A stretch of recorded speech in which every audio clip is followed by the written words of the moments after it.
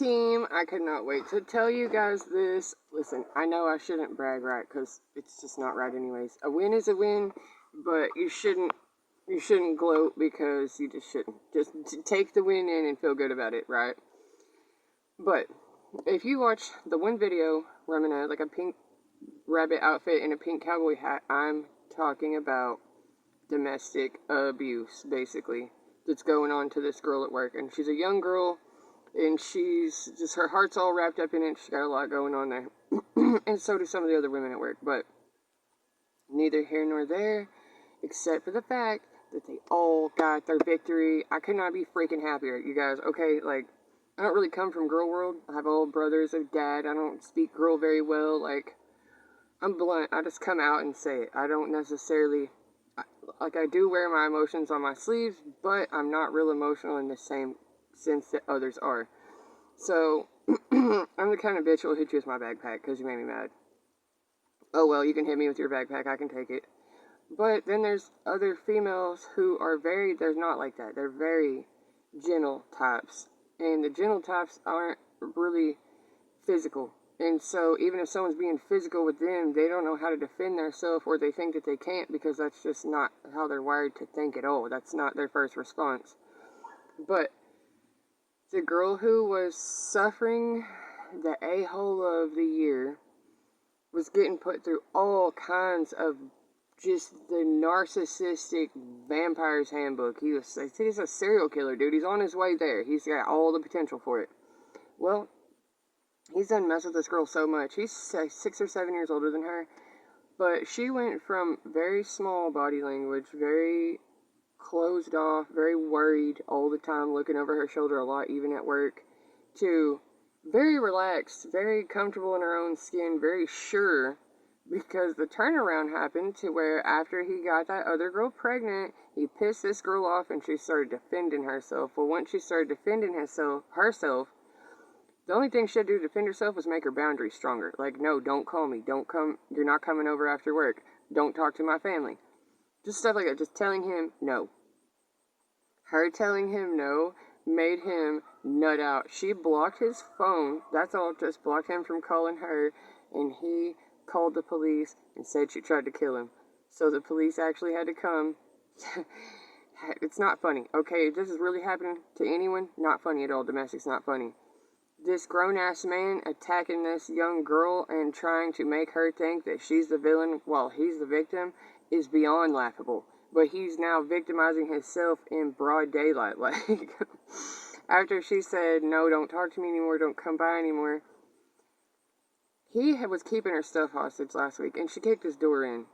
That's definitely not her normal behavior, but she's tired of his shit. She kicked his door in, she goes and gets his stuff, and she comes to work, and she's worried he's going to do the same. So, instead he files charges. So she still has court. She's still going to get her consequences. She's still in trouble for, her own actions. But the douchebag guy is out of the picture and losing his mind. I mean, he's about to get a 5150, like, I've been telling her, he's nuts. He has a mental illness anyways. He's predatory. There's something wrong with him. Big men don't pick on little women. And don't have to be your size. I mean, you're your caliber of person. Big men don't pick on little women. She was way more man than him. She took his ass down, almost hands off. Because the same way he was gaslighting her, manipulating her, screwing her world up, without really putting his hands on her, making her think she was somehow doing it to herself or inviting it in a way. She's responsible for her part and he's responsible for his part. So, after the door thing, she's not allowed to go around him no more, no matter what. He can't get her stuff, she can't talk to him, none of that stuff. So, per the order, she can't talk to him. And that's when he said she tried to kill him. So the cops came and did a welfare check on him, found out he's batshit crazy, nothing's going on, but because he's so crazy, the police now do have to watch her house because he's a threat, he's unstable. And until they figure out what to do with him, she has to stay somewhere else, she can't be there, and she doesn't have to try so hard to watch her own back because the cops are watching her back for her. Because this asshole who's been trying to set her up, set himself up. That is what is coming in the future for those who try to fuck over someone who never did anything to you. Stop trying to pluck the lamb. Stop hitting the innocent where it hurts. Stop seeing them coming. Stop with predatory behavior. Because you know what? There's another girl who works there who I wouldn't say she has a jaded past. I say she did what she had to survive and take care of her kids. Well, it's like because she used to be a stripper and she used to be an addict, that was enough to take her kids from her during the worst moment of her life. Her baby daddy died. Those kids' dad died. And she asked the mother-in-law to help her what to do. Not like take the kids, help me, like what do I do now? What steps do I need to take? And the mother-in-law's solution to that was, while you're at your lowest point and you're grieving and your kids are all you have to hang on, I'm going to get the state involved and I'm going to have your kids taken from you because that's all I have left of my son. Ran a smear campaign on this woman that lasted almost 2 years, cost her over $5,000 and most of her insanity. It don't matter. She kept fighting. She kept doing. She kept getting. And last weekend, she got all 4 of her kids back. And the mother-in-law brought them back. And she asked, is there anything she can do for them? Blah, blah, blah, blah.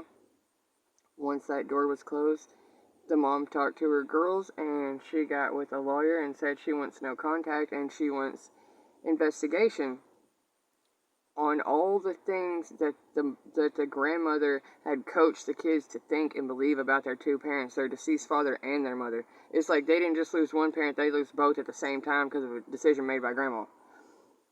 Grandma's not allowed to talk to him now, and she's under investigation. Meanwhile, the woman who lost her kids has fully redeemed herself. She's making very good money. She is a favorite character at work, I know that. We love her. People love her. And it's like because I call it the Snow White effect. Because people love her so much, the real ones who've seen what she's been through, they love her. They see her light. And the ones who want to bring her down can't stand her. They always try to find something wrong with her. There ain't nothing wrong with her. She's a good person. Been through a lot of shit. Had a lot of hardship put on her for no reason. Same as the girl who's in the funky-ass relationship.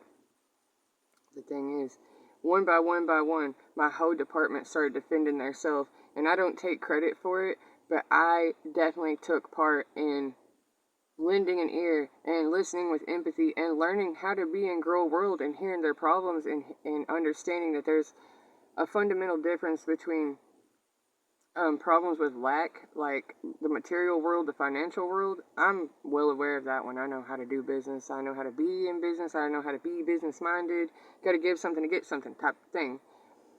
The female brain isn't necessarily like that. It's like what's best for the group. What's best for the overall, not just me. Sometimes it's just me. There's some cutthroats that are like, I'm just out for me. But overall, when women work together, they actually work together. They tend to collaborate, even with their own pecking order type thing.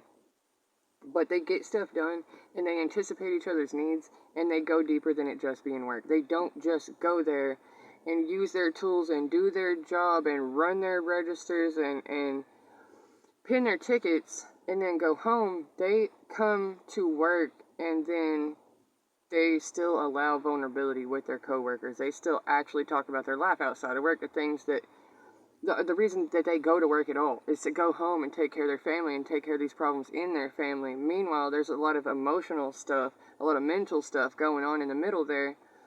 It's the reason we work side by side is because it makes the day go by. If you're going to stand there and have someone to talk to them for real. Find out how they're really doing. See if there's a way you could help, because maybe you can't put your hands on it. Maybe you can't go to their place of living and y'all aren't friends outside of work. Maybe you're not friends at all. But you are a co-worker, and the theory that you should be able to tell a co-worker, a teacher, a friend, a neighbor, tell someone what is going on, you gotta be someone who can be told shit first. You gotta be someone who cares about things first. Like, you can't just say this is the solution, but the solution doesn't really exist. The people that you need to call on aren't really there. I'm someone, when called on, I show up.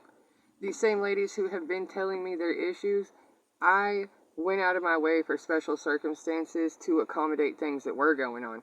There were times when the one girl couldn't come to work because of what was going on, or she was at work, but the workload was just very overwhelming compared to what was going on at home. And instead of being mad at her that she's not doing her best at work, there was a lot more understanding, and there was a lot more grace being shown.